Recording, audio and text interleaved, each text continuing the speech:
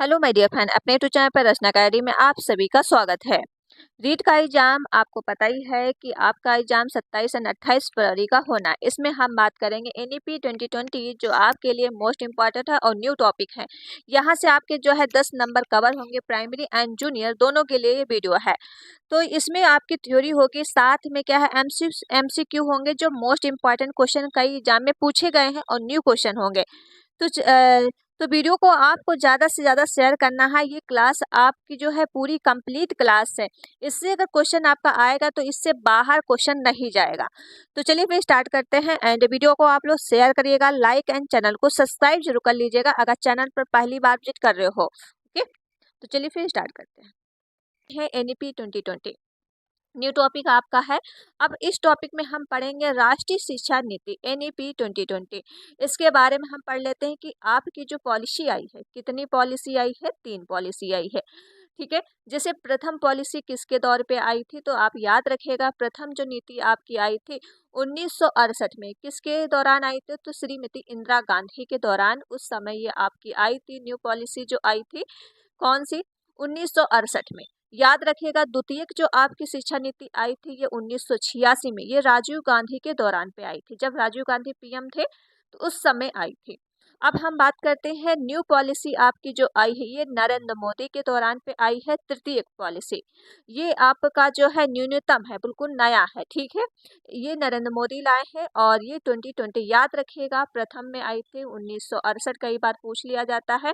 आपका द्वितीयक है 1986 है और तृतीय आपको पता ही है 20 एंड 20 है। तो ये चीजें आप याद रखिएगा। अगला हम बात कर लेते हैं। अब हम चलते हैं न्यू टॉपिक पे, जो थोड़ा मैं इसको जूम कर देती हूँ ताकि आपको चीजें समझ में आ जाए। ठीक है, अब हम चलते हैं एनईपी की पृष्ठभूमि क्या है। ठीक है, एनईपी की 2020 जो है पृष्ठभूमि क्या है, तो आप पृष्ठभूमि याद रखना, ये जनवरी है। ठीक है, यहाँ पे ये जनवरी है, याद रखेगा जनवरी। जनवरी 2015 में जो आई थी आपका MHRD मानव संसाधन विकास मंत्रालय द्वारा शिक्षा नीति बनाने की घोषणा की गई थी। किसके द्वारा किया गया था? तो याद रखेगा MHRD के द्वारा, मतलब मानव संसाधन विकास मंत्रालय के द्वारा इसकी नीति बनाने की घोषणा की गई थी जनवरी 2015 में। ये आपका जनवरी है 2015 में। मई याद रखिएगा, मई में क्या हुआ? 2016 में। याद रखिएगा, इसके अध्यक्ष जो बने थे कौन है? TSR सुब्रमण्यम, ये कैबिनेट सचिव थे। कौन थे? कैबिनेट सचिव थे। यहाँ से क्वेश्चन आपका 1 नंबर पक्का हो सकता है, तो ये याद रखिएगा, जो अध्यक्ष थे TSR सुब्रमण्यम कैबिनेट सचिव थे। अब हम चलते हैं कि आपका जो इम्पोर्टेंट है, सबसे इम्पोर्टेंट यहाँ पे आपका है, ये वाला पॉइंट इम्पोर्टेंट है और ये भी आपका पूछ सकते हैं। जो जून 2017 में नया अध्यक्ष बने हैं कौन है? डॉक्टर कृष्ण स्वामी कस्तूरी रंगन। ये आपके अदर अदर एग्जाम में पूछा गया है, तो इसमें भी नया टॉपिक है, तो इसमें भी ये पूछ सकते हैं। यहाँ पे मान लो स्टार, ये चीज आप याद कर लीजिएगा। जून 2017 में जो नया अध्यक्ष बने हैं कौन है? डॉक्टर कृष्ण स्वामी कस्तूरी रंगन। याद रख, कई कई बार तो कस्तूरी रंगन ही नाम दे देते हैं, आप पूरा नाम याद रखिएगा, डॉक्टर कृष्ण स्वामी कस्तूरी रंगन। सबसे इम्पोर्टेंट आपका है 19 जुलाई 2020, क्योंकि आपकी न्यू पॉलिसी है। इसको जो है इसमें कौन अध्यक्ष? तो याद रखेगा, कुछ शिक्षा नीति जारी की गई किसके द्वारा? MHRD के द्वारा, रमेश पोखरियाल निशंक द्वारा किया गया है, मानव संसाधन विकास। ठीक है, तो याद रखिएगा कौन है? तो रमेश पोखरियाल निशंक द्वारा। ये कब किया गया था? तो 19 जुलाई 2020। ठीक है, 19 जुलाई 2020 मानव संसाधन विकास मंत्रालय द्वारा, ये याद रखिएगा। ठीक है, तो ये कई बार पूछा। अब फिर इन्होंने ही इसको समाप्त भी कर दिया। ठीक, इन्होंने समाप्त किया था रमेश पोखरियाल द्वारा। अब नया मंत्री जो आपके बनाए गए हैं, ठीक है, तो याद रखिएगा, इसमें जो है नया मंत्री जो है MOE के द्वारा शिक्षा मंत्रालय द्वारा बनाए गए। इसमें भाग जो कितने हैं? भाग याद रखिएगा 4 है। इसके अध्याय कितने हैं? 27 है। अध्याय कितने हैं? 27 है। भाग है 4। कौन कौन से भाग है? एक हो जाएगा आपका स्कूली शिक्षा, दूसरा हो जाएगा उच्च शिक्षा, तीसरा हो जाएगा केंद्रीय बिछड़ी मुद्दे पर और किवंत्री। तो ये याद रखिएगा, 4 भाग और अध्याय कितने हैं? 27। तो चारों भागों के नाम कई बार पूछ लिए जाते हैं, तो ये नाम आप याद रखिएगा। अध्याय पूछे जाए तो 27 है। ठीक है, ये इम्पोर्टेंट है। चलो अगला हम बात कर लेते हैं, ये चीज़ें आपको याद हो गई होंगी और इसका पीडीएफ भी हम आपको टेलीग्राम पे दे देंगे और टेलीग्राम का लिंक डिस्कशन में डाल देंगे, वहाँ से इसका पीडीएफ आप ले लीजिएगा। ठीक है, बस आप क्या है, आप इसको बस पढ़ लीजिए एक बार, ठीक है, आप इसको एक बार रिवाइज कर लीजिए, 1 या 2 बार वीडियो देखोगे आपको हर चीज़ याद हो जाएगी, इससे बाहर आपका एक भी क्वेश्चन नहीं जाएगा। इसका पीडीएफ भी हम आपको टेलीग्राम पे दे देंगे और टेलीग्राम का लिंक डिस्क्रिप्शन में डाल देंगे, तो वहाँ से आप ले लीजिएगा। अगला हम बात कर लेते हैं, अगली बात जो है, नई शिक्षा नीति की आवश्यकता क्यों पड़ी? अब क्यों आई नई शिक्षा नीति? ठीक है, ये आपको सबसे इम्पोर्टेंट है कि नई शिक्षा नीति क्यों लाई गई। तो क्यों लाई गई है, तो याद रखिएगा, सतत विकास लक्ष्य जाने के लिए, मतलब एसडीजी क्या है, एसजीडी भी अभी हम बात करेंगे, एसडीजी और 04 क्या है, को प्राप्त करने के लिए नई शिक्षा नीति बनाई गई। ठीक है, किस लिए बनाई गई नई शिक्षा नीति? तो एसडीजी 04 बनाई गई। ये क्यों बनाई गई? सार्वभौमिक गुणवत्ता शिक्षा लाने के लिए। क्या है? सार्वभौमिक गुणवत्ता शिक्षा लाने के लिए की गई है, इसीलिए आपकी न्यू पॉलिसी आई है। अब हम चलते हैं अगले पॉइंट पे। अगला पॉइंट हो जाएगा, न्यू पॉलिसी के आधार स्तंभ कौन कौन से हैं? तो याद रखिएगा, आधार अब स्तंभ कौन है, तो आप क्या याद रखोगे? ए, ट्रिपल ए है और ई और क्यू, ट्रिपल ए और क्यू है। ठीक है, याद रखिएगा, ट्रिपल ए क्यू, एक क्वेश्चन यहाँ से बन सकता है। ट्रिपल ए क्यू क्या है, इसकी क्या फुल फॉर्म पूछ सकते हैं, तो ये याद रखिएगा। एक तो एक्सेस होता है पहुंच, ठीक है, और आपका ट्रिपल जो आपका ए है, ये वहीनता और की राहिती, तो इस तरह से इंग्लिश में भी नाम आप याद रखिएगा। और ए जो आपका हो जाएगा उत्तरदायित्व, ई याद हो जाएगा इक्वलिटी, तो समानता, और क्यू हो जाएगा क्वालिटी, ये गुणवत्ता। ठीक है, तो इस तरह से आप चीज़ें याद रखोगे, इंग्लिश का ही नाम याद रखिएगा या फिर हिंदी का। जो हिंदी वाले बच्चे वो हिंदी का नाम याद रखिएगा, जो इंग्लिश वाले बच्चे वो इंग्लिश का नाम।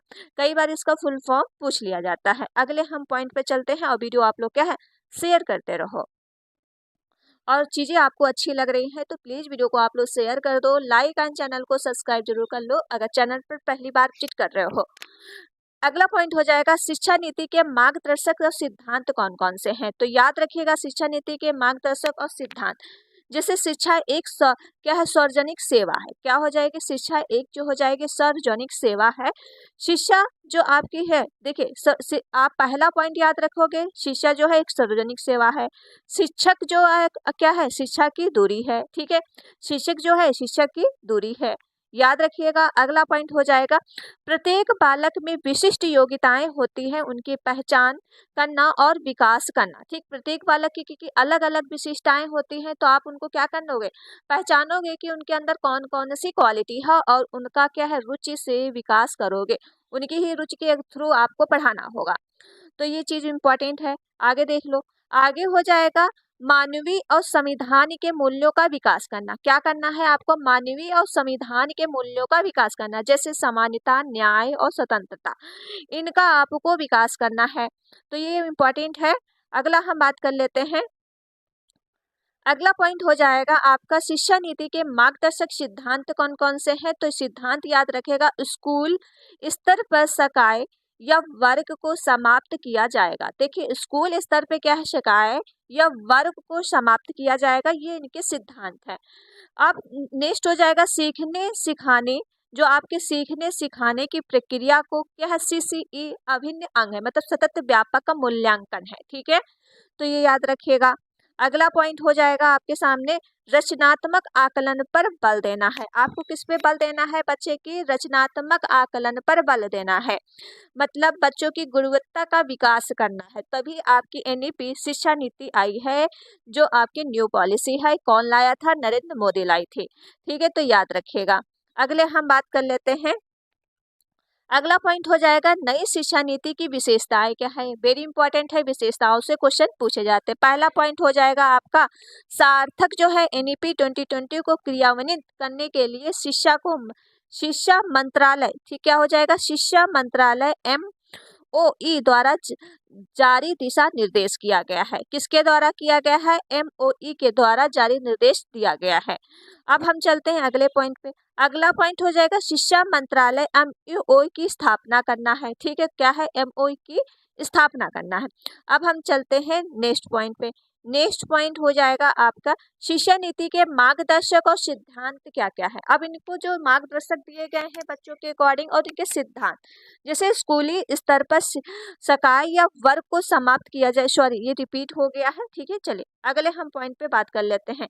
अब यहाँ पे हमने जो बात किया है ये देखोगे कि नई शिक्षा नीति की विशेषताएं जो हमने बताया और शिक्षा मंत्रालय की स्थापना ये कब हुआ था, तो अगस्त 2020 में इसका गठन हुआ था। कब किया गया था इसकी नई शिक्षा नीति की विशेषताएं, तो याद रखिएगा अगस्त 2020 को इसको गठन हुआ था।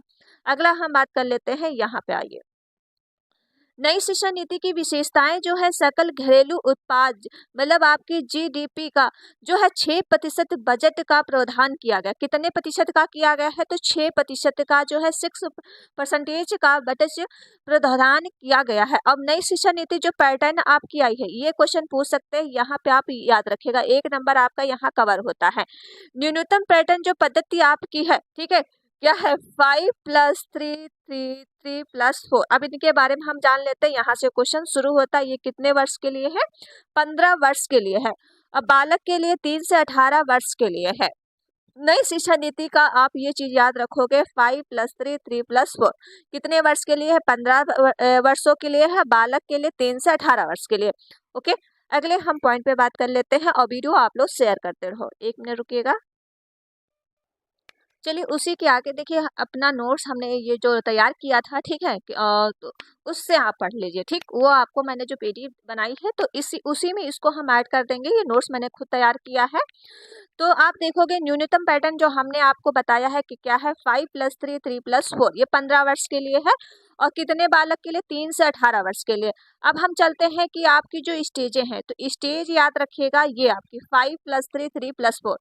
तो इसमें आप जानोगे जो 5 वर्ष के लिए कितने बच्चों के लिए है, तो 3 से 8 वर्ष तक है। कितने वर्षों के लिए है, 3 से 8 वर्ष तक है।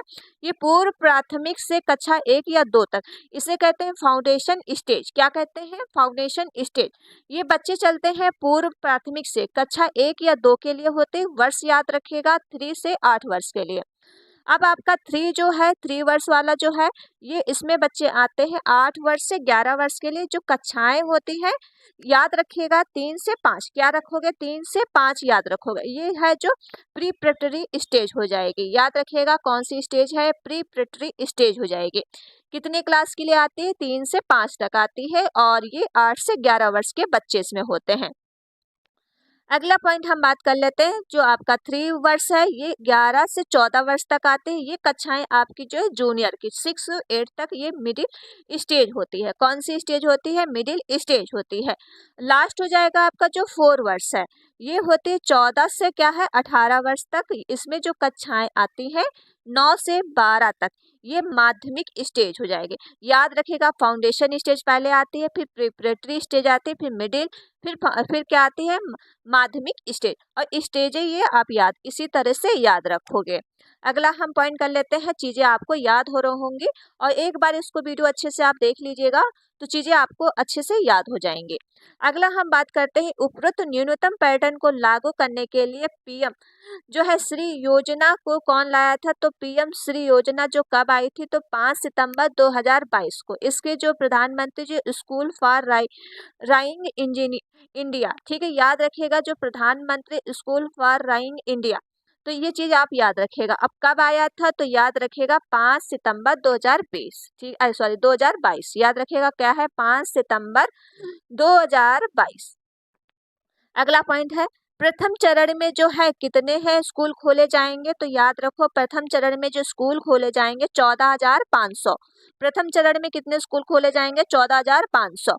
प्रत्येक ब्लॉक में जो है 2 स्कूल खोने का प्रस्ताव है। लेकिन वैसे आप देख ही रहो यूपी में तो वैकेंसी आ नहीं रही है, लेकिन क्या है शिक्षक की इतनी कमती है। लेकिन आपके शिक्षा मंत्री क्या कहते हैं, अनुपात समानुपात बराबर है। तो भाई रीट का तैयारी कर लो, वहीं पे आप शिक्षक भर्ती बन पाओगे। यूपी में तो मुझे नहीं लग रहा है कि इस बार भी आपकी भर्ती आएंगे। अगला हम बात करते हैं प्रत्येक ब्लॉक में जो कितने स्कूल बनेंगे, 2 स्कूल खोलने का प्रस्ताव रखा गया है, ठीक है। जो है राजस्थान जो ब्लॉक, अब देखिए सबसे इम्पोर्टेंट आप राजस्थान का पेपर दे रहे हो, ठीक है, तो राजस्थान वाला याद रखो। राजस्थान में ब्लॉक कितने हैं, 358 इंटू 2 मतलब आप याद रखोगे कितने, 716। 716 आपके हैं, सबसे इम्पोर्टेंट ये है, ठीक है। राजस्थान का आप पेपर दे रहे हो तो राजस्थान ब्लॉक कितने हैं, 358 इंटू 2 गुणा करोगे तो 716 आपके जो है ब्लॉक हैं, ये याद रखना इम्पोर्टेंट है। अब हम चलते हैं अगले पॉइंट पे।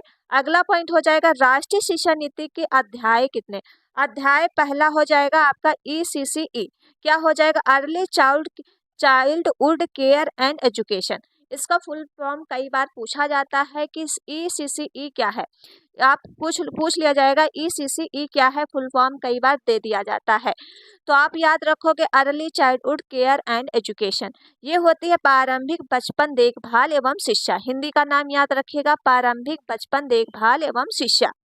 अब हम आगे बात कर लेते हैं। आगे है, देखिए छोटी सी वीडियो होगी आपकी, 25 मिनट की वीडियो या आप 30 मिनट की हो सकती है, तो बस आपका इससे क्वेश्चन एक भी बाहर नहीं जाएगा, तो प्लीज इस वीडियो को आप लोग ज्यादा से ज्यादा शेयर करिएगा। अगला जो रखा गया है लक्ष्य, लक्ष्य कितना रखा गया है, 2030 तक 3 से 8 वर्ष तक के रखे गए बच्चों को CCE जो उपलब्ध करवाया जाएगा।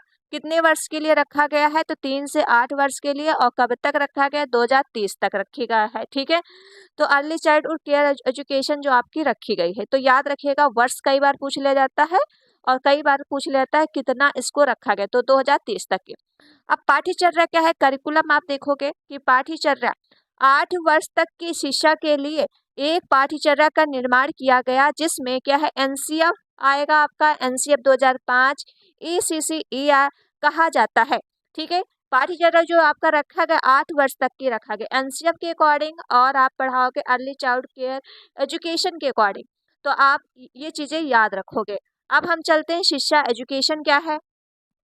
अब जो आपकी शिक्षा दी गई है ये 2 भागों में बटी है, कौन कौन सी हो जाएगी, एक अनौपचारिक शिक्षा होती है, एक होती है आपकी औपचारिक शिक्षा। अनौपचारिक शिक्षा जो होती है 3 से 6 वर्ष के बच्चों के लिए होती है, इसे कहते हैं आंगनबाड़ी या बाल वाटिका। यहाँ पे बच्चे क्या खेल के माध्यम से सीखते हैं, दूसरों से बातचीत करके सीखते हैं, ये आपकी होती है अनौपचारिक शिक्षा, ठीक है। आंगनबाड़ी या बाल वाटिका कहते हैं इससे हैं। अब हम चलते हैं दूसरी शिक्षा आपकी जो है औपचारिक शिक्षा, ये होती है 6 से लेके 8 वर्ष, ये आपकी स्कूली शिक्षा जो आप क्या है आपके मतलब बुक से माध्यम से पढ़ाया जाता है, स्कूल टीचर वगैरह पढ़ाते हैं। यहाँ पे बच्चे क्या खेल के माध्यम से इसे प्ले भी कहते हैं, प्लेइंग मतलब एजुकेशन भी कहते हैं, ठीक है। तो ये चीजें आप याद रखना। अब अगर पूछ ले जाए एजुकेशन किन भागों में बटी, तो 2, एक अनौपचारिक एक औपचारिक, ठीक। यहाँ पे कोई भी पढ़ा सकता है, कहीं भी आप शिक्षा ले सकते हो। औपचारिक होती है आप एक जगह ही बैठ के शिक्षा ले रहे हो, उसे ही कहते हैं औपचारिक। ये होती है 6 से 8 वर्ष के लिए, और ये होती है 3 से 6 वर्ष के लिए, याद रखिएगा। अगला हम बात करते हैं, अगला पॉइंट हो जाएगा आपका, अगला पॉइंट हो जाएगा अध्याय 2। ये आया था FLN, ठीक, FLN आया था जब अध्याय 2 में, इसे कहते हैं फाउंडेशन लिटरेचरी एंड न्यूमरेसी। क्या कहते हैं इसका फुल फॉर्म याद रखेगा, फाउंडेशनल लिटरेचरी एंड न्यूमरेसी। इसे कहते हैं हिंदी में बुनियादी शारस्ता एवं संख्या ज्ञान। क्या कहते हैं, बुनियादी शारस्ता एवं संख्या का ज्ञान। हिंदी का नाम याद रखेगा, इंग्लिश का नाम याद रखेगा। अब इसका जो लक्ष्य रखा गया है 2025, भाई 2025 तो चल ही रहा है, अब 2025 तक ही लक्ष्य रखा गया है, इसके बाद जो 2026 आएगा तब ये चीजें चेंज होंगे। 2025 तक रखा गया है 9 वर्ष तक के बच्चों को क्या है, पढ़ना लिखना व संख्याओं का ज्ञान करना, ठीक है। बच्चों को क्या आना चाहिए, पढ़ना आना चाहिए, लिखना आना चाहिए और संख्याओं का ज्ञान होना चाहिए। ये 9 वर्ष बच्चों के अंतर्गत इतना आ जाना चाहिए, इसमें रखा गया FLN के द्वारा। अब हम चलते हैं अगले पॉइंट। उपरोक्त लक्ष्य को प्राप्त करने के लिए राष्ट्रीय स्तर पर एक मिशन चलाया जाएगा, ठीक। आपका जो उपरोक्त राष्ट्रीय कौन सा मिशन चलाया जाएगा, निपुण भारत मिशन। कौन सा निपुण चलाया जाएगा, निपुण भारत मिशन। कई बार पूछा गया है कि उपरोक्त लक्ष्य प्राप्त करने के लिए राष्ट्रीय स्तर पर मिशन चलाया जाएगा, कौन सा, निपुण भारत मिशन। अब हम चलते हैं अगले पॉइंट पे। अगला पॉइंट आपके सामने है, और चीजें आपको अच्छी लग रही होंगी तो प्लीज वीडियो को आप लोग क्या ज्यादा से ज्यादा आप लोग शेयर करो, लाइक एंड चैनल को सब्सक्राइब जरूर कर लो। अगला पॉइंट हो जाएगा स्कूली रेडिशन प्रोग्राम क्या है। ठीक, आप याद रखोगे कि स्कूली जो है रेडिनेस जो है प्रोग्राम क्या है, कक्षा 1 ये रखा गया है, कक्षा 1 में प्रवेश लेने वाले बच्चों को औपचारिक शिक्षा के लिए तैयार करना। मतलब आपको बच्चों को क्या है, औपचारिक के माध्यम से एक ही जगह आपको शिक्षा देनी है, कक्षा 1 का बच्चा। अब अवधि जो रखी गई है 12 सप्ताह और या 3 माह। ठीक, कितनी अवधि रखी गई, 12 सप्ताह होना चाहिए तक अंदर शिक्षा देने या फिर 3 माह तक। ठीक है, ये रखा। अध्याय 3 में देख लो क्या है, अध्याय 3 में जो दिया गया है शिक्षा का सार्वभौमिकरण होना चाहिए। ठीक, अध्याय 3 में दिया गया है शिक्षा का क्या है, सार्वभौमिकरण होना चाहिए। अर्थ है सभी तक शिक्षा की पहुंच हो, अर्थात ड्रॉप आउट बच्चों की संख्या कम करना। ठीक है, जो बच्चे क्या है ड्रॉप आउट हो जाते हैं, मतलब नहीं आते, उनकी संख्या कम करना। अब ये चलते हैं GER क्या है, ग्रॉस इनरोलमेंट रेशियो, जैसे शकल नामांकन अनुपात। ठीक है, हो जाएगा। ओके, अब हम चलते हैं, इसका जो लक्ष्य रखा गया है 2030 तक रखा गया है, GER 100% करना है। ठीक, जो शकल नामांकन आपका अनुपात रखना है उसको 100% बराबर अनुपात रखना है 2030 तक की। वैसे तो अभी भी सारा अनुपात बराबर ही रहता है शिक्षा मंत्री के द्वारा। ठीक है, जैसा कि पूछा जाता है। अध्याय आपका 4 हो जाएगा, पाठ्यक्रम एवं शिक्षा शास्त्र क्या है, विषयों के चुनाव में लचीलापन होना चाहिए। और क्या है, बहुभाषावाद या भाषा शक्ति का विकास होना चाहिए। बहुभाषावाद मतलब हर अलग अलग तरीके का बच्चा आता है, जैसे कि बच्चा क्या है, एक मरियम हो सकता है, पंजाबी हो सकता है, ठीक है, हिंदी मातृभाषा, सब इसमें एक साथ ही पढ़ेंगे। क्या पढ़ेंगे, साथ में ही पढ़ेंगे। तो भाषा शक्ति का विकास होना चाहिए। अगले पॉइंट पे हम चलते हैं। अगला पॉइंट आपके सामने हो जाएगा कक्षा आपका 3 पॉइंट, कक्षा 5वीं तक मातृभाषा में और आवश्यकता पड़े तो 8वीं तक भी पढ़ाया जा सकता है। देखिए कई बार पूछा गया है कि बच्चे की मदर टंग में कहाँ तक की शिक्षा देनी, तो 5वीं तक, आवश्यकता पड़े तो आप 8वीं तक भी बच्चे की मदर टंग में आप क्या है उसको पढ़ाया जाए। तो ऑप्शन ये आप कई बार पूछा जाता है, तो ये इम्पोर्टेंट है। अगला पॉइंट हो जाएगा योगनात्मक आकलन की जगह रचनात्मक आकलन पर बल दिया जाए। ठीक, योगनात्मक आकलन, देखिए योगनात्मक आकलन की जगह आप रचनात्मक आकलन पर बल दोगे, बच्चे की क्या सृजनात्मकता की विकास करोगे, गुणवत्ता का विकास करोगे, तो इस पे आपको बल देना है। अगला पॉइंट हो जाएगा बहुआयामी, जैसे आपका होता है बहुआयामी होलिस्टिक रिपोर्ट कार्ड तैयार किया जाए, मतलब अर्थात 360 डिग्री का आकलन होना चाहिए। मतलब बच्चे का हर पक्ष का आकलन आपको करके रिजल्ट बनाना है। ठीक, रिपोर्ट कार्ड जो होना चाहिए हर पक्ष को आपको आकलन करना है, तो 360 डिग्री मतलब हर पूरा कवर करना आपको बच्चों का। ओके, अगर अगला पॉइंट जो है आपके न्यूनतम जो पद्धति आई है, ये कई बार पूछ लिया जाएगा, 5+3+3+4 आई है के अनुसार पाठ्यचर्या का निर्माण करना है। तो बोर्ड का जो कक्षाएं होती हैं 1 वर्ष में 2 बार देने की अनुमति होनी चाहिए। मतलब बोर्ड की जो आपकी परीक्षा होती है कितनी बार होना चाहिए, 1 वर्ष में 2 बार। जैसे आपकी बोर्ड एक होती है मुख्य परीक्षा, एक होती सुधार परीक्षा, ये आपकी बोर्ड परीक्षा कराई जाती है। अगला पॉइंट हो जाएगा कि राष्ट्रीय स्तर पर एक आकलन या मूल्यांकन केंद्र स्थापित करना, जिससे क्या है परख कहा जाता है। क्या कहा जाता है, परख कहा जाएगा। नोट करके याद रखिएगा। राजस्थान में इसे असेसमेंट सेल मतलब आकलन प्रकोष्ठ भी कहा गया है। ठीक, जो राजस्थान में क्या कहा गया याद रखो कि राजस्थान में इसे कहा गया असेसमेंट सेल याद रखो, या फिर आकलन प्रकोष्ठ कहा गया है।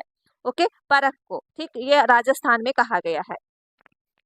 यह जो आपका हो जाएगा RSCERT उदयपुर द्वारा संचालित है। कहाँ से है, राजस्थान से है, तो उदयपुर से संचालित है। क्या है, RSCERT, ठीक, उदयपुर से संचालित है।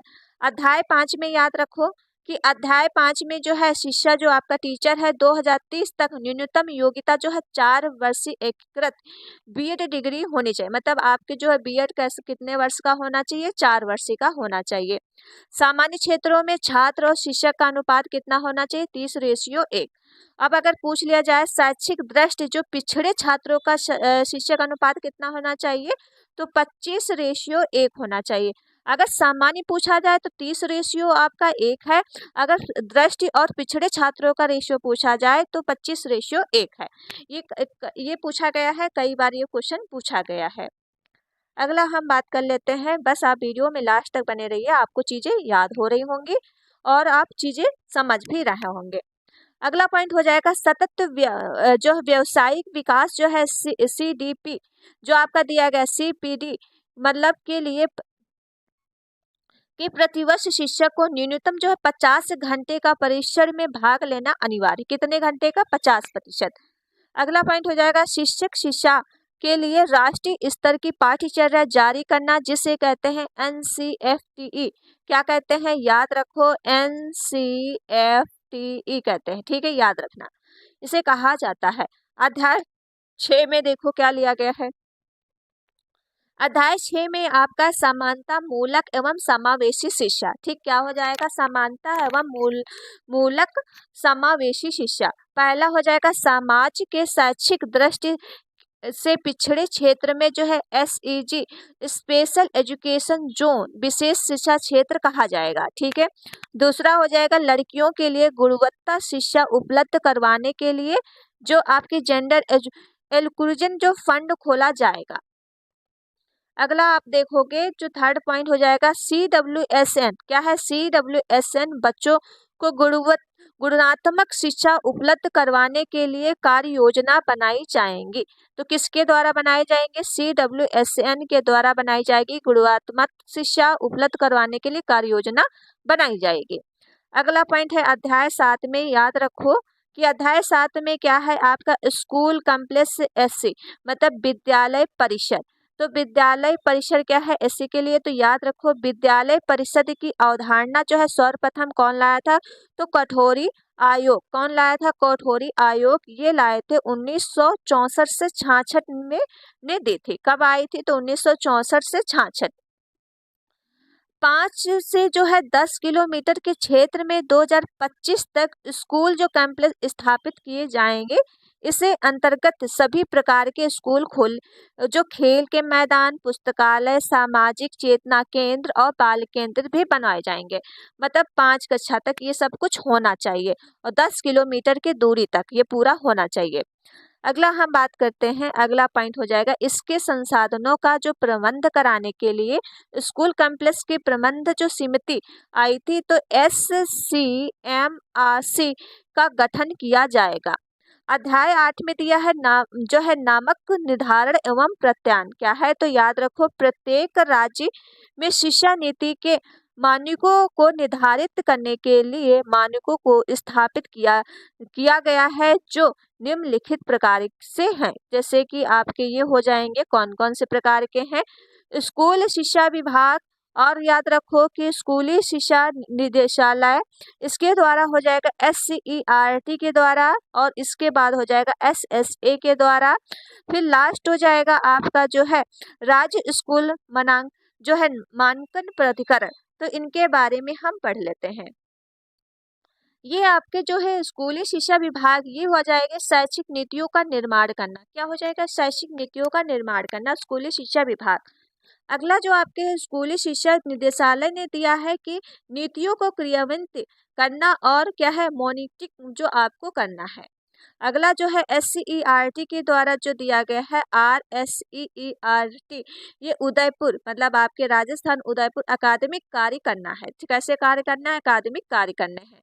अगला हो जाएगा SSA।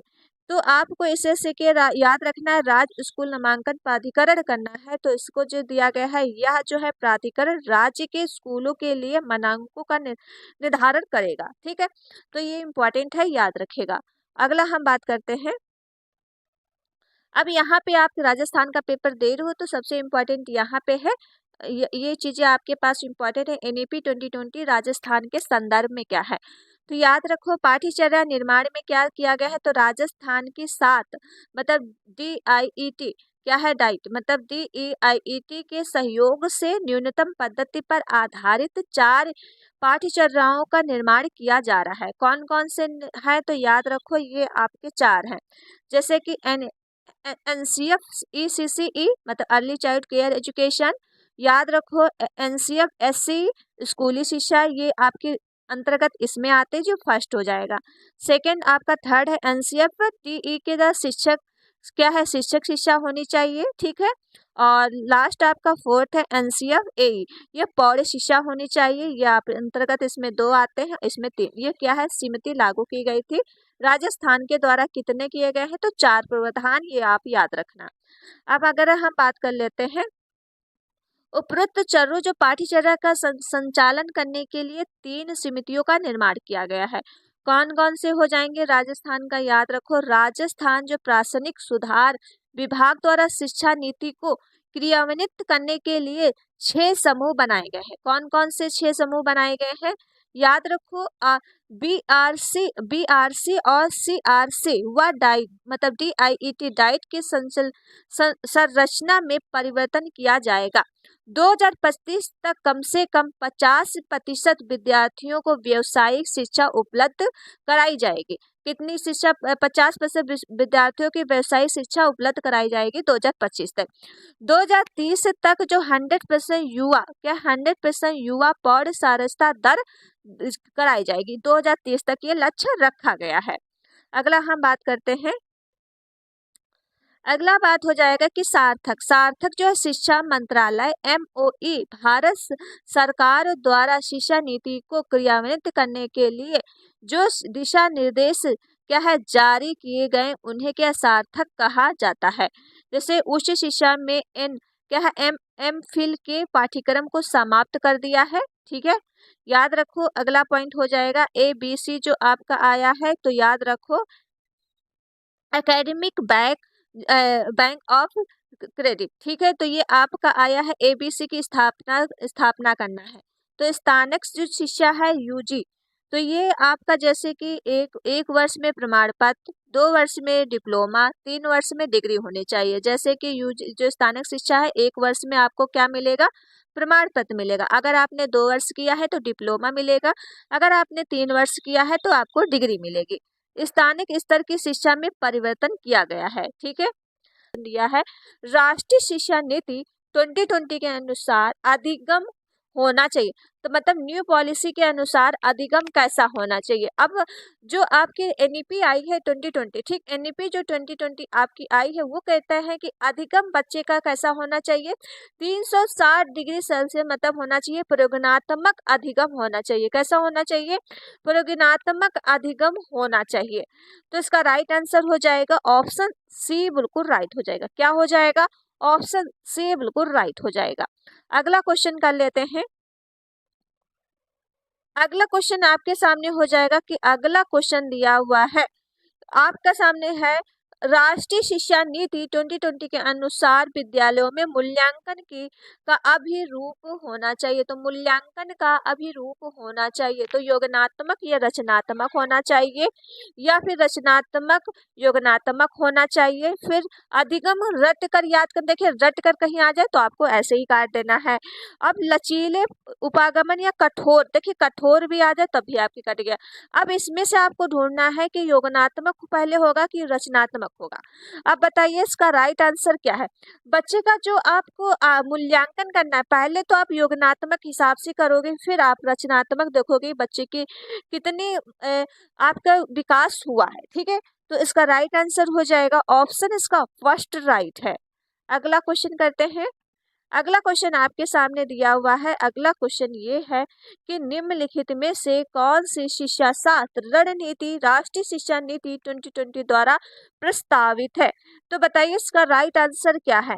अन्वेषण आधारित अधिगम होना चाहिए, या फिर कथावाचन आधारित शिक्षा शास्त्र होना चाहिए, या फिर वेधन तथा बार बार अभ्यास। अब हमने आपको जो टैग वर्ड का CDP की वीडियो कराई है, ठीक है, CDP की जो वीडियो कराई है वहां से आपको जो मैंने निगेटिव टैग वर्ड दिए हैं पॉजिटिव, वहां से आपके जो है जो हमने आपको दिया। अब हमने क्या बोला है कि वेधन और बार बार अभ्यास, जब बार को बच्चों को अभ्यास, तो ये तो रटने पे आ गया, ठीक, आप रट कहीं करा रहे हो, रटना करा रहे हो तो आपका निगेटिव होता, तो ये तो कट गया। चर्चा और आधारित कक्षाएं शामिल करना, बिल्कुल। तो अन्वेषण के माध्यम से बच्चों को पढ़ाना है, कथावचन आधारित शिक्षा शास्त्र होनी चाहिए, चर्चा और आधारित कक्षाएं भी होनी चाहिए। तो थर्ड जिसमें है वो काट दो, सारे ऑप्शन सही हैं।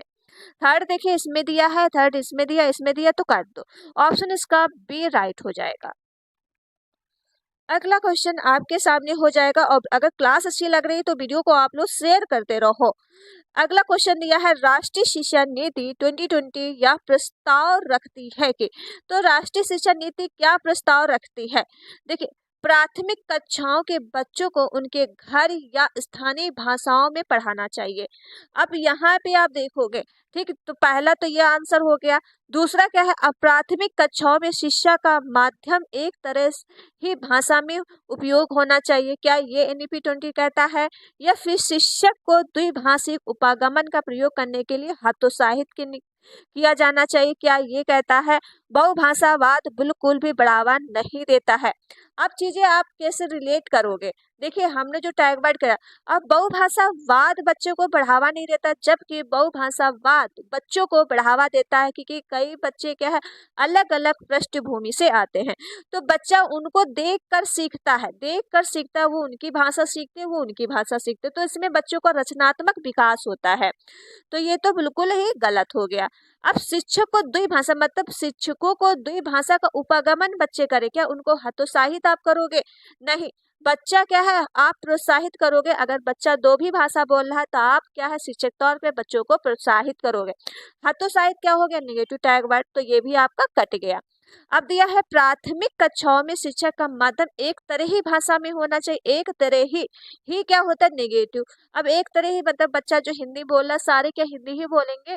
देखिए, अलग अलग, हमने क्या NEP कहता है बच्चे की जो भाषा है वो स्थानीय होनी चाहिए, उनकी घर की होनी चाहिए, मदर टंग होनी चाहिए, और प्राथमिक कक्षाओं में बच्चों को उनके घर या स्थानीय भाषा में पढ़ाना चाहिए। ये कहते हैं NEP 2020। हो सके तो कक्षा 8 तक भी, लेकिन प्राथमिक की बात की गई है कक्षा 5 तक की, तो ये भी आपका राइट आंसर है। अगर उसमें लिखा है अगर 8 तक की, तो भी वो आपका राइट होगा। ऑप्शन इसका फर्स्ट राइट हो जाएगा। क्वेश्चन आपके सामने अगला हो जाएगा। अगला क्वेश्चन दिया हुआ है, अगला क्वेश्चन देख लो भाई। अगला क्वेश्चन आपके सामने आ चुका है और भी वेरी इंपॉर्टेंट दिया है। राष्ट्रीय शिक्षा नीति 2020 के अनुसार आकलन के लिए अंतर्निहित सिद्धांत क्या होने चाहिए?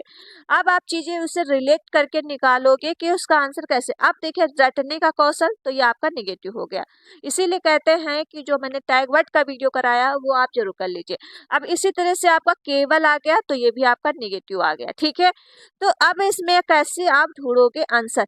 अब देखिए, इसमें क्या दिया है, सभी विद्यार्थियों को उनका सीखने का विकास एवं अनुकूलन करना, या विद्यार्थियों के वर्ष के अंत में, देखिए वर्ष के अंत में परीक्षाओं के माध्यम से केवल कहीं आ जाए तो काट दो। ये आपके निगेटिव सारे हो गए, तो ऐसे भी आंसर वो चलेगा। अब आपके पास बचा ऑप्शन क्या है, सी बचा है। तो सी इसमें दिया है सभी विद्यार्थियों के लिए उनका सीखने और विकास का अनुकूलन होना चाहिए। तो ऑप्शन इसका आपका बेस्ट बिल्कुल क्या है, सी बिल्कुल राइट है। अगला क्वेश्चन देख लो, क्वेश्चन नंबर आपके पास 6 हो जाएगा। 6 क्वेश्चन दिया है, भारतीय संसद में दिव्यांग व्यक्तियों के लिए निम्नलिखित में से कौन सा कानून हाल ही में पारित किया गया है? अब पूछा गया है जो आपका जो कानून कौन सा पारित किया गया है, तो ये देखोगे राष्ट्रीय शिक्षा नीति का किया गया है, या निःशक्त व्यक्ति सामान्य औसत अधिकार संरक्षण पूर्व भागीदारी अधिगम, या दिव्यांग के साथ व्यक्तियों का अधिकार अधिनियम, शिक्षा का अधिकार अधिनियम। अब बता दो इसका राइट आंसर क्या है 6 का। देखिए, जो बच्चों को, दिव्यांग बच्चों को जो आपको निःशुल्क शिक्षा प्रदान करने के लिए बात की गई है, ठीक, जो आपके NEP 2020 आया है, तो इसमें बच्चा कहता है निःशुल्क व्यक्ति होना चाहिए, चाहे सामान्य अवसर अधिकार संरक्षण हो, चाहे पूर्ण भागीदारी अधिनियम हो। तो इसका राइट आंसर ऑप्शन इसका क्या हो जाएगा, आपका बी बिल्कुल राइट है। अगला क्वेश्चन कर लेते हैं। और दिव्यांग बच्चों के लिए जो निःशुल्क शिक्षा दी गई है 6 से लेकर 18 वर्ष के लिए, अगर सामान्य बच्चों की बात की जाए तो 6 से 14 वर्ष को निःशुल्क शिक्षा आपको देनी है। ये भी आपको एज याद रखना है। अगला क्वेश्चन करते हैं। क्वेश्चन नंबर आपके पास हो जाएगा 7। सेवन कर देख ले। राष्ट्रीय शिक्षा नीति 2020 एनईपी में प्रस्तावित कथनों में से कौन सा कथन सही नहीं। अब पूछा गया कौन सा सही नहीं है, तो आप चीजें क्या है पॉजिटिव और नेगेटिव टैग वर्ड याद रखो। हम इसलिए आपको चीजें बता रहे हैं कि आप क्वेश्चन कैसे सॉल्व कर सकते हो। आंसर तो हम आपको फटाक से बता देंगे, लेकिन आपको चीजें यहाँ पे रिलेट करनी है। पूछा गया कौन सा सही नहीं, तो यहाँ पे आपको टिक करना। अब आप नेगेटिव टैग वर्ड ढूंढोगे कि कौन कौन से नेगेटिव टैग वर्ड हैं। जैसे कि इसमें आप देखोगे एनईपी मूल्यांकन में विभिन्न प्रकार की विधियों की योजनाएं जैसे विविधियां और योजनाएं समूहकार भूमिका निर्वाह प्रस्ताव रखती है। तो ये तो आपका बिल्कुल, जब बच्चों को समूहकार में पढ़ा रहे हो, निर्वाह रख रहे हो, विधाएं दे रहे हो, योजनाएं करा रहे हो, विविध तरीके से आप बच्चों को पढ़ा रहे हो, तो एनईपी तो वैसे भी कहता है बच्चों को क्या है, आपको अन्वेषण मतलब समूह के माध्यम से पढ़ाना है, पर्यावरण से पढ़ाना है, आपको भी कई तरीके से बच्चों खेल के माध्यम से पढ़ाना है। तो ये तो आपका क्या हो जाएगा, पॉजिटिव हो जाएगा। निगेटिव आंसर आपको ढूंढना है। अब आप देखोगे एनईपी 2020 रचनात्मक मूल्यांकन से योगात्मक मूल्यांकन की ओर परिवर्तित प्रस्ताव रखती है। अभी हमने बताया कि आपका जो एनईपी 2020 कहता है बच्चे का जो मूल्यांकन होना चाहिए पहले योगात्मक होना चाहिए, फिर आप रचनात्मक मूल्यांकन करोगे। तो ये तो आपका क्या हो जाएगा, नेगेटिव। तो यही आपका जो है राइट आंसर हो जाएगा। ऑप्शन इसका बी बिल्कुल राइट है। अब सी में देख लो, एनईपी 2020 प्रस्तावित करती है कि शिक्षक द्वारा किए गए आकलन से अलग आकलन करने के अन्य मार्गों जैसे स्व आकलन, समूह सम समूह आकलन को प्रोत्साहित करना। बिल्कुल आपको प्रोत्साहित करना है। एनईपी 2020 प्रस्ताव रखती है कि छात्रों के उन्नति पत्र और संज्ञानात्मक भावनात्मक आयामों को शामिल भी करना चाहिए। तो आपके सारे पॉजिटिव हो जाएंगे। आपको निगेटिव ढूंढना था, पहले आपका योगात्मक होता फिर रचनात्मक, इसमें दिया है रचनात्मक फिर योगात्मक, ठीक है, तो इसीलिए ये गलत हो गया। क्वेश्चन आपके सामने हो जाएगा एट क्वेश्चन दिया है, एक मिशन मोड से देश यूनिवर्सल अल्टीमेट एजुकेशन यूईई प्राप्त करने के लिए भारत सरकार का व्यापक एकीकृत फ्लैगशिप कार्यक्रम क्या है। तो बताइए इसका राइट आंसर क्या है। तो एकल्व मॉडल तैयार करने के लिए किया गया है, या फिर नई तालीमी, या फिर स्वर अधिगम, या फिर राष्ट्रीय शिक्षा नीति 1986। ये आया था राष्ट्रीय शिक्षा नीति 1986। ऑप्शन इसका आपका डी राइट हो जाएगा। क्वेश्चन देख लो अगला, क्वेश्चन नंबर आपके पास हो जाएगा अगला। क्वेश्चन दिया अगला है, जैसे कि 9 क्वेश्चन आपके सामने दिया है, राष्ट्रीय शिक्षा नीति 2020 के अनुसार शिक्षकों को क्या करना चाहिए। तो शिक्षक को क्या करना चाहिए, आप सॉरी शिक्षा को क्या करना चाहिए। अब आपको कैसे आंसर ढूंढने हैं, तो आप देखोगे केवल पूर्व आधारित विषय वस्तु केंद्रित होना चाहिए, समस्या समाधान केंद्रित होना चाहिए, अधिगमकर्ताओं को क्या है, आपको अधिगमकर्ताओं को समालोचनात्मक चिंतन का विकास करना चाहिए, अन्वेषण निर्धारित खोज आधारित होना चाहिए। तो इसका राइट आंसर बता दो क्या है, क्योंकि इसमें दिया राष्ट्रीय शिक्षा नीति के अनुसार शिक्षा को क्या है, मतलब शिक्षा कैसी होनी चाहिए।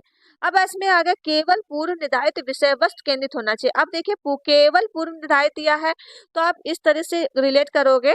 और इसमें दिया है समस्या समाधान केंद्रित होना चाहिए, जो बच्चे की अगर कोई समस्या है, जब आपके सामने समस्या आएगी तभी तो आप उसको समाधान करोगे। जब बच्चा क्या है गलतियां ही नहीं करेगा तो आप कैसे रिलेट कर पाओगे। तो ये तो आपका बिल्कुल क्या है राइट हो जाएगा, ठीक है। अब पूर्व केवल पूर्व निर्धारित विषय वस्तु होना चाहिए, जो आपका पूर्व निर्धारित, देखिए बच्चा अगर कक्षा 1 का है तो आपका कक्षा 1 के हिसाब से पढ़ाना है, 2 के हिसाब से नहीं पढ़ाना है। तो विषय वस्तु बिल्कुल निर्धारित होनी चाहिए, तब भी आपका ये राइट हो जाएगा। दूसरा भी राइट है। तीसरा देख लो, तीसरा क्या दिया है, अधिगमकर्ता और सुलोचनात्मक चिंतन का विकास करना चाहिए, अन्वेषण आधारित खोज आधारित। देखिए कैसा आपका विकास करना है, अधिगमकर्ताओं में सुलोचनात्मक चिंतन, देखिए अधिगमकर्ताओं के सुलोचनात्मक चिंतन विकास नहीं करना आपको। थर्ड आपका जो हो जाएगा गलत, सॉरी सॉरी इसमें से थोड़ा, थर्ड आपका सही है, लेकिन समस्या समाधान केंद्रित, देखिए केंद्रित आपको नहीं होना है, ठीक है, उसको समाधान आपको करना है। सेकंड आपका गलत है और सारे आपके सही है, तो ऑप्शन इसका फर्स्ट राइट हो जाएगा। ओके, अगला क्वेश्चन है आपके सामने। अगला क्वेश्चन दिया हुआ है, राष्ट्रीय शिक्षा नीति 2020 में प्रस्तावित बदलाव क्या है। अब बदलाव क्या किया गया है, जैसे कि मैंने जो कल की वीडियो कराई है वो आप जरूर देख लीजिएगा। तो मानकीकरण से लचीलापन किया गया है, रचनात्मक मूल्यांकन से योगात्मक मूल्यांकन किया गया है। देखिए, योगात्मक मूल्यांकन से रचनात्मक किया गया है, तो ये तो आपका गलत हो जाएगा। संरचनाओं की समझ से परीक्षा, देखिए परीक्षा तो बिल्कुल ही गलत। बहुभाषिता का कठोरता नहीं लेनी है। तो आपको जो प्रस्तावित रखा है, मानकीकरण से लचीलापन किया गया है। ठीक, कैसा पाठ्यक्रम जो प्रस्तावित हुआ है, लचीलापन होना चाहिए। तो ऑप्शन इसका फर्स्ट राइट हो जाएगा। और जिसने अभी तक वीडियो को शेयर नहीं किया है तो प्लीज वीडियो को आप लोग शेयर कर दो, लाइक एंड चैनल को सब्सक्राइब कर लो, चैनल पर पहली बार अगर विजिट कर रहे हो। क्वेश्चन नंबर आपके पास 11 हो जाएगा। 11 क्वेश्चन दिया है, राष्ट्रीय शिक्षा नीति 2020 के अनुसार बहुभाषावाद मतलब बहुभाषिकता है, बहुभाषिकता के संबंध में सत्य क्या है। तो पूछा गया संबंध में क्या सत्य है। बच्चों के सीखने में एक रुकावट तय रखती है। देखिए, रुकावट तो नहीं होती जब आपकी बहुभाषिकता कक्षा होती है, कोई भी रुकावट नहीं है, क्या संसाधन का काम करती है। तो ये तो आपका गलत हो जाएगा। कक्षा में पूजनीय रूप से देखी जाती है या शिक्षण अधिगम की प्रक्रियाओं के एक जटिलता से लिया, देखिए जटिलता से नहीं लिया जाता। ठीक है, समावेशी शिक्षा अवरोध उत्पन्न करती है भी नहीं। तो आप जो बच्चे की स्थानिक भाषा होती, बहुभाषावादी होती है, तो आप उसके पूजनीय के रूप में देखते हैं। तो ऑप्शन इसका हो जाएगा बी राइट हो जाएगा।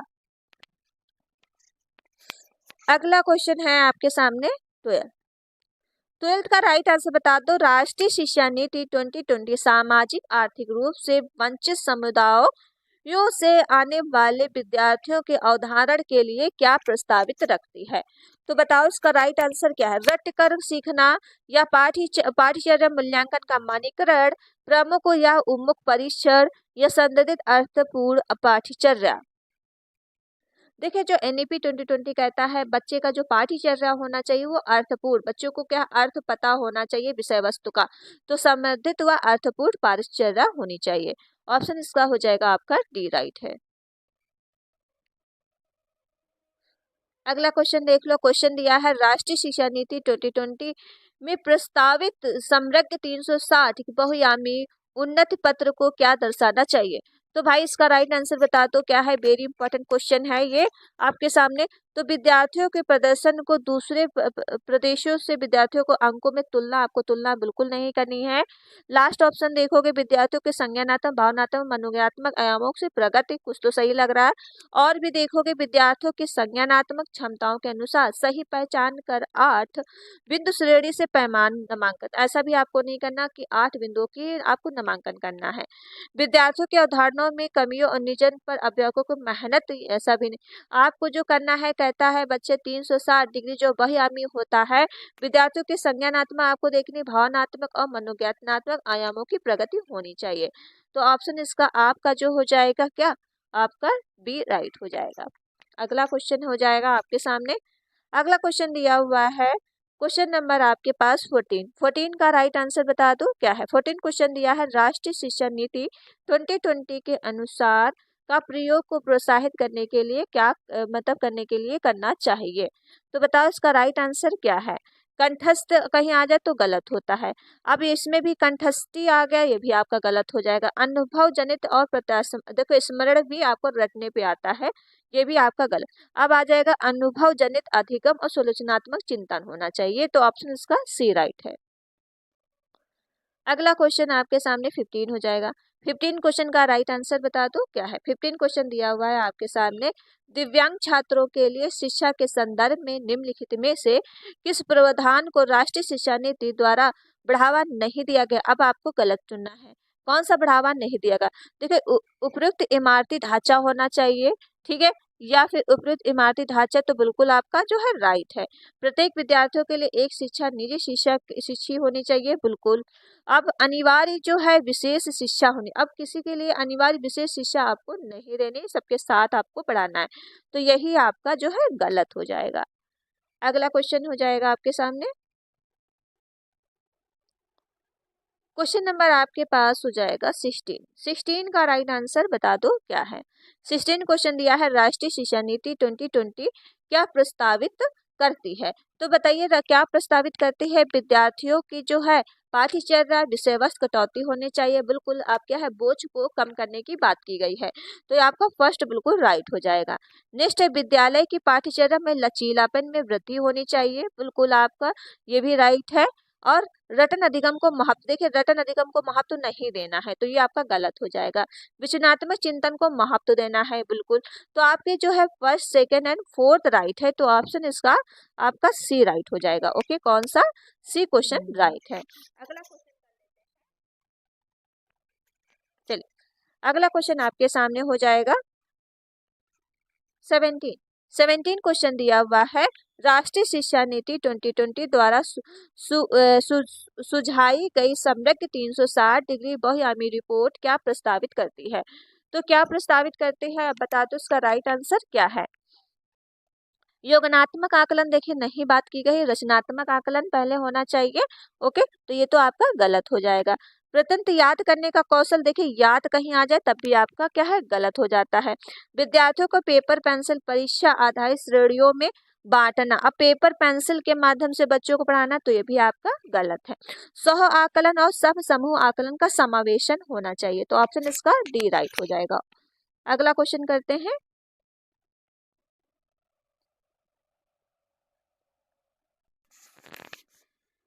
18 क्वेश्चन दिया आपके सामने है।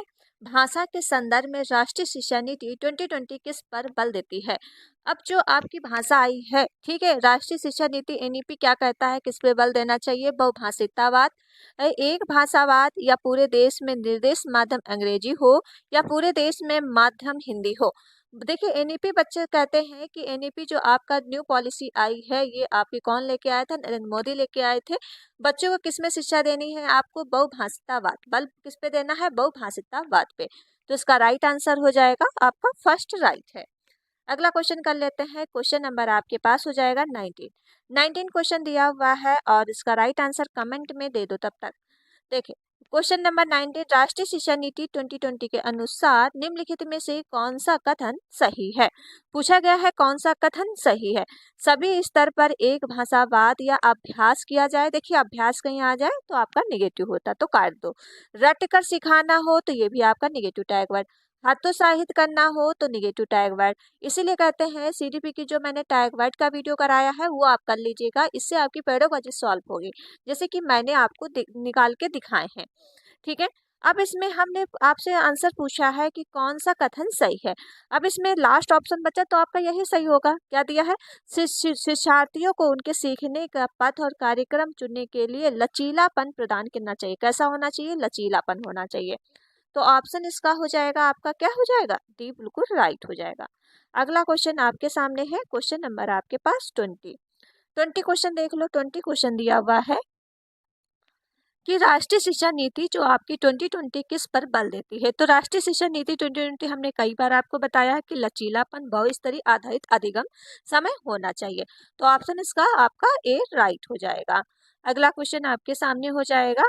क्वेश्चन नंबर 21 दिया हुआ है। 21 क्वेश्चन कहता है कि राष्ट्रीय शिक्षा नीति 2020 के अनुसार मूल्यांकन का उद्देश्य किसकी जानकारी देता है। तो मूल्यांकन के जो उद्देश्य की है किसकी जानकारी देता है? तो आपको पता ही है कि विद्यार्थियों को कक्षा में व कक्षा के बाहर कैसे भी सहायता की जा सकती है। आप कहीं भी हो तो बच्चे की क्या सहायता आप कर सकते हो, तो ऑप्शन इसकी हो जाएगा फर्स्ट बिल्कुल राइट। अब देखिए तुलना आ गया तो गलत हो जाएगा। ठीक है, थोड़ा हमने आपको सीखने की कमियां व अभाव ताकि असफलता दिलाती है, तो ये भी आपका निगेटिव है। रटने पे दिया है तो ये भी आपका निगेटिव हो जाएगा, तो इसीलिए आपके सारे गलत हो गए। अगला क्वेश्चन करते हैं।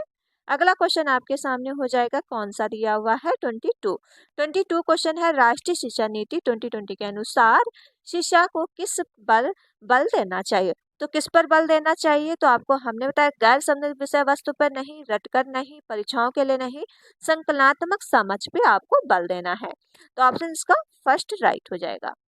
अगला क्वेश्चन आपके सामने हो जाएगा। क्वेश्चन नंबर दिया है 23 क्वेश्चन है। आकलन के संदर्भ में राष्ट्रीय शिक्षा नीति 2020 क्या प्रस्तावित रखती है। तो क्या प्रस्तावित करती है? तो इसका राइट आंसर बता दो क्या है। इसमें दिया है आपके जो है विश्लेषणात्मक आलोचनात्मक सोच उच्च क्रम का कौशल होना चाहिए, या प्रश्नात्मक आधारित विषय वस्तु परीक्षा के लिए होना चाहिए।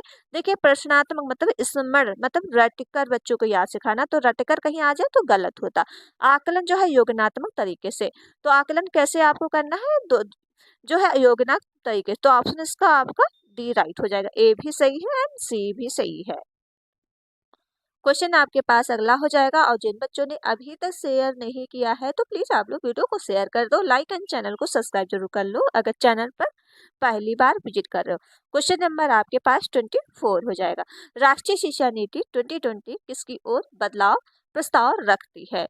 तो ये आपको पता ही है किसके अंदर प्रस्ताव रखते हैं, क्योंकि आपको पता है चीजें, आपने कल वीडियो देख ली है एनईपी की।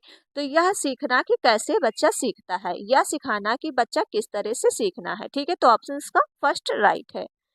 अगला क्वेश्चन आपके सामने हो जाएगा 25 क्वेश्चन दिया हुआ है आपके सामने। एनईपी 2020 में आकलन के संदर्भ में विद्यार्थियों के लिए किस प्रकार की प्रगति वृत्त प्रस्तावित किया गया है? तो इसका राइट आंसर क्या हो जाएगा, बताइए। ऐसे प्रगति जिसमें विद्यार्थियों के प्रदर्शन अंत तुलना, देखिए तुलना आ गई हो तो गलत होगा। वर्ष के पेपर पेंसिल परीक्षण देना हो, ये भी आपका। योगात्मक आयामी कैसा होना चाहिए, 360 डिग्री बहुआयामी जो है प्रगति होना चाहिए। तो ऑप्शन का सी राइट हो जाएगा। क्वेश्चन आपके सामने हो जाएगा 26 क्वेश्चन दिया हुआ है। राष्ट्रीय शिक्षा नीति 2020 के अनुसार विद्यार्थियों के किन आयामों की प्रगति व अद्वितीयता को शामिल करना चाहिए? तो बताइए इसका राइट आंसर क्या है। तो इसमें आपको जैसे बताया हमने कि संज्ञानात्मक भी होना चाहिए, भावनात्मक भी, मनोज्ञानात्मक भी। तो ऑप्शन इसका सी राइट हो जाएगा। अगला क्वेश्चन आपके सामने हो जाएगा 27 क्वेश्चन दिया हुआ है आपके सामने है। 27 क्वेश्चन दिया है कि आप दे रहे हेतल घर की गुजराती बोलती, हेतल जो है वो गुजराती बोलती है, इस भाषा को पढ़ने लिखने में उसका प्रभाव है। उसके विद्यार्थी जो है निर्देश के माध्यम से हिंदी या भाषा नहीं जानते। राष्ट्रीय शिक्षा नीति 2020 के अनुसार स्थिति में विद्यालय में आपको क्या करना चाहिए? क्या है, हेतल जो है वो क्या है, घर की भाषा बोलती, मतलब गुजराती बोलती, मदर टंग बोलती है। तो आप किस तरह से उसको बताओ क्या करोगे? तो एनईपी 2020 क्या कहता है, तो हेतल विद्यालयों को सिर्फ हिंदी बोलने के लिए कहना, आप तो ये तो नहीं कहोगे, क्योंकि एनईपी 2020 कहता है बच्चे की मदर टंग भाषा में आपको सिखाना है, बच्चे की बहुभाषिता बाद में आपको स्वीकार करना है। तो ये तो आपका गलत हो जाएगा। बहुभाषा संस्कृत सर्जित करने के लिए सभी बच्चों को एक दूसरे की मातृभाषा सम्मान के लिए कहना चाहिए। ठीक, उनकी भाषा को क्या है आप सम्मान देंगे, उनकी बातों को ध्यान से आप सुनोगे। तो ऑप्शन इसका सी बी बिल्कुल राइट है। अगला क्वेश्चन करते हैं। क्वेश्चन नंबर आपके पास हो जाएगा 28 क्वेश्चन दिया हुआ है आपके सामने। जो 28 है, देखो 28 क्वेश्चन दिया है। राष्ट्रीय शिक्षा नीति 2020 के कक्षा अधिगम को पाठ्य पुस्तक में सीमित करने के बजाय अधिगम और शिक्षा के माध्यम से कैसा संबंध होना चाहिए? तो 28 में कैसा संबंध होना चाहिए, तथ्यों को कंठस्थी कहीं कराना हो, गलत। ठीक है, 3 माह के विद्यार्थियों के विषय वस्तु को बढ़ा देना, बढ़ाने की तो विषय वस्तु नहीं कहा गया, क्योंकि इसमें जो कम विषय वस्तु को आपको करना है। परीक्षाओं के लिए सिखाना बिल्कुल गलत है। तो बच्चों को खोजबीन सलोचनात्मक चिंतन विकास को केंद्रित तो होनी चाहिए। कैसा होना चाहिए, बच्चों को खोजबीन के माध्यम से पढ़ाना है, बच्चों की चिंतन शक्ति का बढ़ाना है। तो ऑप्शन इसका सी राइट हो जाएगा। अगला क्वेश्चन 29 है आपके सामने। 29 क्वेश्चन दिया हुआ है और वीडियो को आप लोग शेयर करते रहो। 29 क्वेश्चन दिया, राष्ट्रीय शिक्षा नीति 2020 किस पर बल देती है? तो हमने आपको वैसे भी बताया परीक्षा के लिए तो बल देती नहीं है, ना वेदन अभ्यास ना स्मरण, क्या है संप्रति समझ पर बल देती है। तो ऑप्शन इसका आपका डी राइट हो जाएगा। क्वेश्चन आपके पास अगला हो जाएगा। अगला क्वेश्चन दिया है 30 क्वेश्चन है। राष्ट्रीय शिक्षा नीति 2020 बच्चों के मूल्यांकन के लिए क्या प्रस्तावित करती है?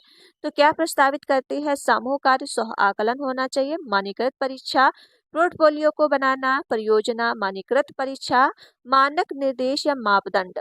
देखिए मापदंड नहीं देना है, ना ही परियोजना, आपको करना है समूह कार्य और सह आकलन होना चाहिए। तो ऑप्शन इसका आपका फर्स्ट राइट है। क्वेश्चन आपके पास हो जाएगा अगला क्वेश्चन दिया है 31 क्वेश्चन है। राष्ट्रीय शिक्षा नीति 2020 निम्नलिखित में से कौन सा प्रावधान नहीं सुझाव दिया? तो प्रावधान कौन सा सुझाव नहीं है? तो नहीं का आंसर आपको नहीं में निकालना है। तो इसका राइट आंसर बता दो क्या है। प्रत्येक विद्यार्थियों की जो है समझ और पहचान को बढ़ावा देना चाहिए, तो आपका पॉजिटिव हो जाएगा। रट्टा मार कर सिखाने की परीक्षाओं के सीखने के बजाय संप्रतियों की समझ पर बल देना, बिल्कुल आप कहते हैं एनईपी कहता है बच्चों को आपको रटा के नहीं सीखना है, क्या समझ पे बल आपको देना है, तो ये भी आपका जो है सही हो जाएगा, पॉजिटिव है। सृजनात्मक प्रताप ध्यान देना और तार्किक निर्णय मानी नवचारित प्रोत्साहित करने के लिए विचारचीन चिंतन को बढ़ावा भी देना, तो ये भी आपका जो है राइट है। लेकिन बच्चों को अनुपालन को बढ़ावा देने के लिए अध्यापक को इनाम और दंड का इस्तेमाल करना। अब पूछा गया था कौन सा सही नहीं है, तो निगेटिव का आंसर भाई निगेटिव हो गया। ठीक है, निगेटिव का भाई निगेटिव हो गया, तो ऑप्शन इसका आपका डी राइट हो जाएगा। क्वेश्चन आपके पास हो जाएगा 32 क्वेश्चन दिया है, राष्ट्रीय शिक्षा नीति 2020 किस पर जोर देती है। कई बार बता ही चुके हैं, पाठ्यचर्या का लचीलापन होना चाहिए, ऑप्शन इसका फर्स्ट राइट है। क्वेश्चन आपके पास हो जाएगा 33 क्वेश्चन दिया हुआ है आपके सामने, राष्ट्रीय शिक्षा नीति 2020 के अनुसार विद्यार्थियों का रिपोर्ट कार्ड का अभिभावक को दिया जाएगा, वाह, तो कैसा अभिभावक का रिपोर्ट कार्ड होना चाहिए, तो आपको हमने बताया है कि विद्यार्थियों को जो है प्रगति और विशिष्टता का प्रबंध करे, ऑप्शन इसका आपका डी बिल्कुल राइट हो जाएगा। अगला क्वेश्चन है आपके पास 34 क्वेश्चन दिया हुआ है, राष्ट्रीय शिक्षा नीति 2020 के अनुसार शास्त्रीय भाषाओं को अध्ययन की सिफारिश के रूप में निम्नलिखित में से क्या कथन सही है, तो आपका 34 का जो राइट आंसर हो जाएगा, देखिए ये 3 भाषा सूत्र के भीतर एक भाषा होनी चाहिए, या अतिरिक्त विषय, या एक अनिवार्य भाषा के रूप में, या दूसरी भाषा। तो इसमें दिया गया है, देखिए एक होना चाहिए, आप अतिरिक्त विकल्प होने चाहिए, एक अतिरिक्त विकल्प होने चाहिए, तो ऑप्शन इसका सी राइट है। क्वेश्चन आपके पास, चलिए क्वेश्चन आज मैंने लिए थे तो कितना है आपका 34 में से आप बताइएगा कि आपका स्कोर कितना आया है। क्वेश्चन आपको अच्छे लगे होंगे, मोस्ट इंपॉर्टेंट क्वेश्चन थे, तो चलिए फिर क्वेश्चन यहीं तक रखते हैं, एंड वीडियो आप लोग क्या है शेयर करिएगा, लाइक एंड चैनल को सब्सक्राइब। मिलते हैं नेक्स्ट वीडियो में। Thank you friend.